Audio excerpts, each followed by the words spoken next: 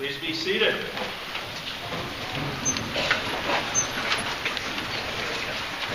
Good morning. Sorry for being late there, although there's a tradition that the bishop is never late. The bishop is just detained, momentarily detained. Great to be able to be with you on this celebration, as we share this celebration time together, celebrating a Reformation Day and a 25th anniversary of the Evangelical Lutheran Church in America. A great day for us to think for a few minutes, I suppose, about what it might mean for us to be Lutheran Christians in this modern world of ours, in this particular place.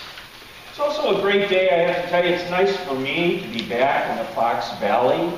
Always feels like I'm coming home, although truthfully I haven't been gone all that long. You probably don't know that my wife and I just closed on our house in Aurora last Thursday. So after 6 years, we have finally left the Fox Valley, and, well, what can I say? I'm homesick already, so I decided to come. Although, I have to be honest and tell you, the setting, not so sure. I mean, it feels a little bit more like the set of The Tonight Show than it does like the worship spaces that we usually have. But I'm a flexible guy, so I thought, well, if I'm going to be in a place that looks like The Tonight Show, let's do one. You know, I can do one of those, like those stroll and chat games, you know, where the host comes out into the audience and plays a little game with the people who are there. So I thought, how could I do this? And then I was thinking of games that we could do for this occasion. I thought of a game that's probably familiar to a lot of you from the golden age of TV game shows. This is a little game called Truth or Consequences. And I think you know how this goes. I mean, I ask a question. It's just a straightforward question that has a factual answer. And then I give you a little bit of time, an appropriate amount of time for you to respond truthfully to the question that I've asked. And if you respond truthfully, you're home free. I mean, you don't exactly get a prize. Telling the truth is its own reward, right? But if you don't tell the truth, then you get a consequence. You all look so nervous. I hope he doesn't call on me. I'll make this as painless as possible, but I have to ask you. Are you married? You're married? Yes. And is this your spouse? Would you mind standing for just a minute? Okay, here's your question. On her next birthday, how old will your wife be?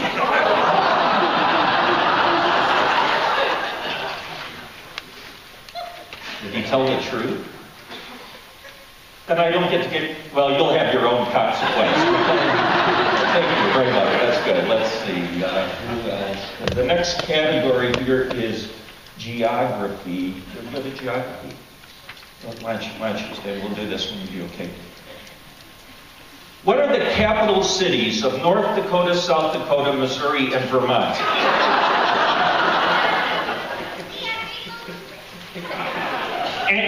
Time's up. Okay. Your consequence is to shake hands with someone you haven't met before. Ooh, it's so un-Lutheran. All right, very good. All right, we're on a roll here. Let's see, I got a couple more. The next category is U.S. history. You do U.S. history? Okay.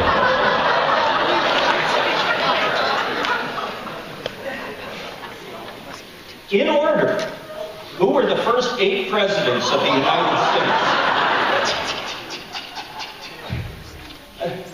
Yeah. Oh, you do English history. Oh, sorry. We left that behind. This is a Reformation sermon. We're leaving the old kid. Okay. Want to try? No, huh? Okay, well, here's your consequence. You have to take someone that you love out to dinner. Choose wisely.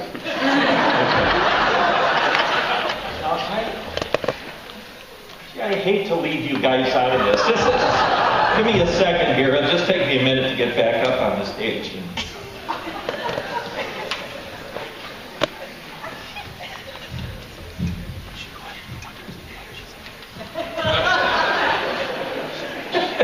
Yeah, bury your nose in the book, right? Maybe don't do it. Pastor Rody, stand here. Your category is science. And the question is, in miles per hour, what is the speed of light? Sorry, time's up. Your consequence is that you have to flap your wings and quack like a duck.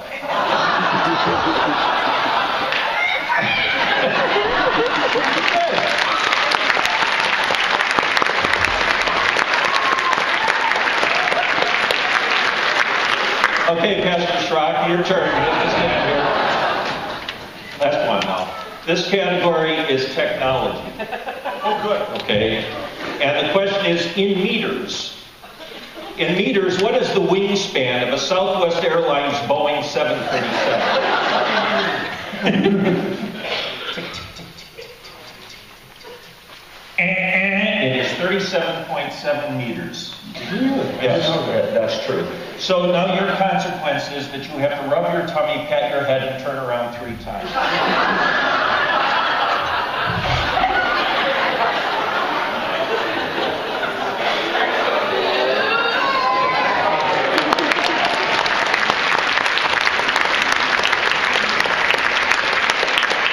It is so great to be a bishop.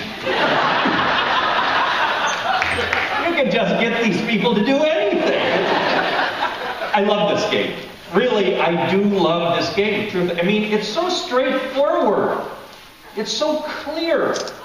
It's so morally unambiguous.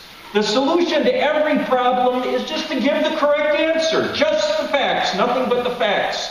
The way to go through life without ever having to pay a harsh consequence is to just stand up and tell the truth in a bold, clear voice.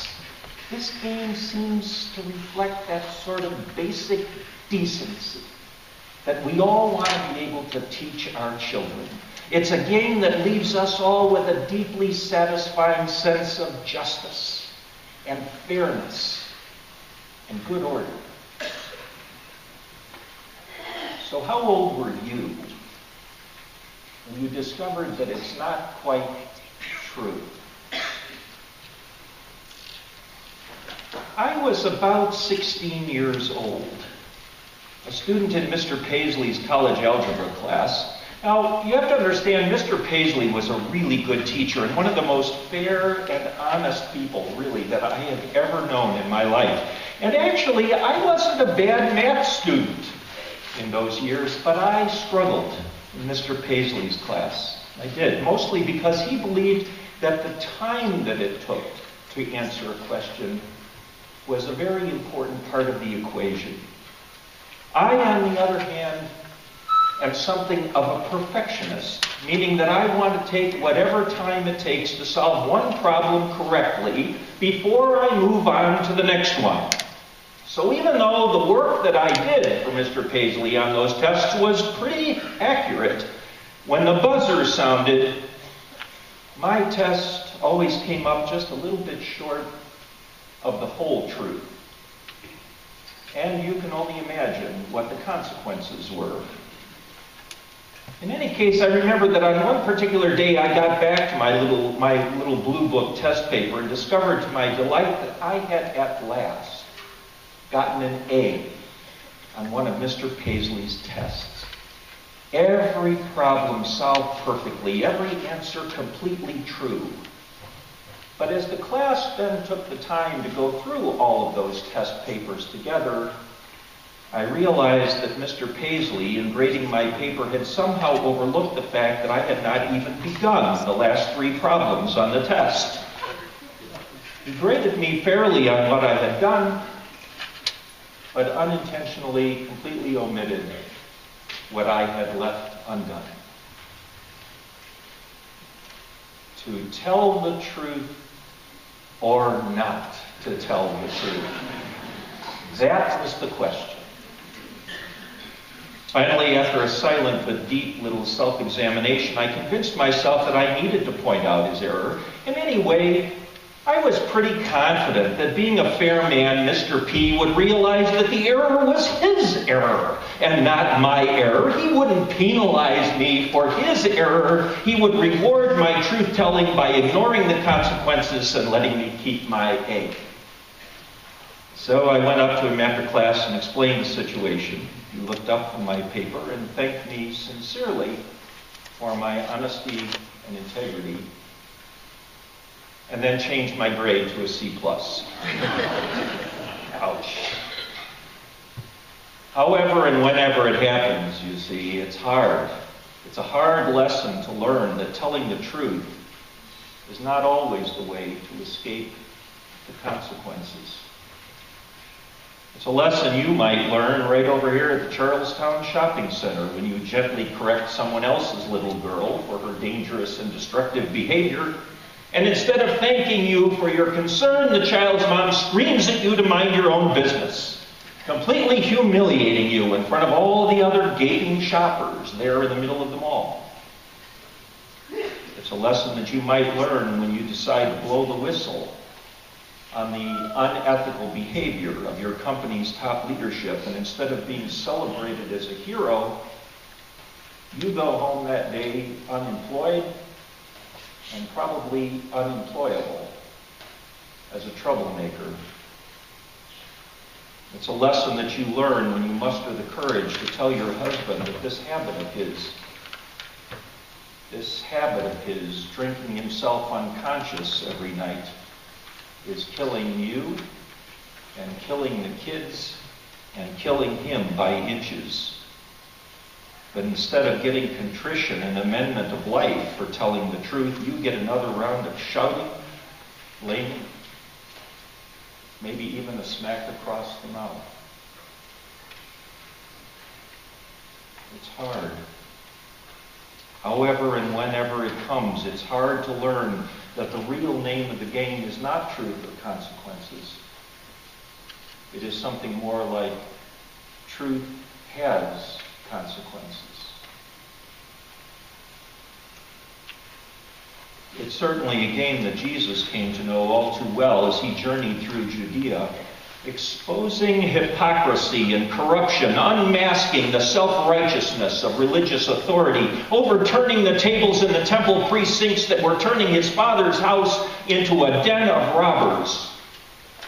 And to say that all of this truth-telling had consequences might be the understatement of the age. And then some generations later, a German monk by the name of Martin Luther had a similar rude awakening when he had the audacity to proclaim the truth that the church of his time had simply lost its way, crushing the freedom of the gospel and trusting more in its own institutional grandeur than in the simple power of a rough-hewn cross. But he paid too. He also paid a price, a consequence of losing his career, being excommunicated from the church, and very nearly making his own journey to the stake, if not to the cross. But Martin Luther, as the stories go, found the courage to keep speaking the truth over and over again in the daily remembrance of his baptism. And its promise that the ultimate consequence of dying with Christ every day is rising with Christ every day. He learned to trust the profound truth that without the power of the cross underneath us, the entire object of life is to stay alive. But with the power of the cross underneath us, the object of life is to live. To live courageously and joyfully, honestly and abundantly, no matter what consequence befalls us. The fact is that this faith of ours never has and never will promise that we will not endure consequences for telling the truth. But our faith does promise that no matter what the consequence, the truth will rise again, and we will rise with it whenever we claim the freedom to speak that truth with clarity and conviction. This truth will rise again, not only with the power to factually describe reality, but the truth will rise this time with the power to transform reality. So Jesus calls you up today, sisters and brothers, you who belong to this great heritage of truth-telling. Christ calls this entire evangelical Lutheran church in America every single day to rise up and to face the facts of a world controlled by greed and selfishness and anxiety about not having enough, but then to live in the truth of God's boundless abundance and your own fearless generosity.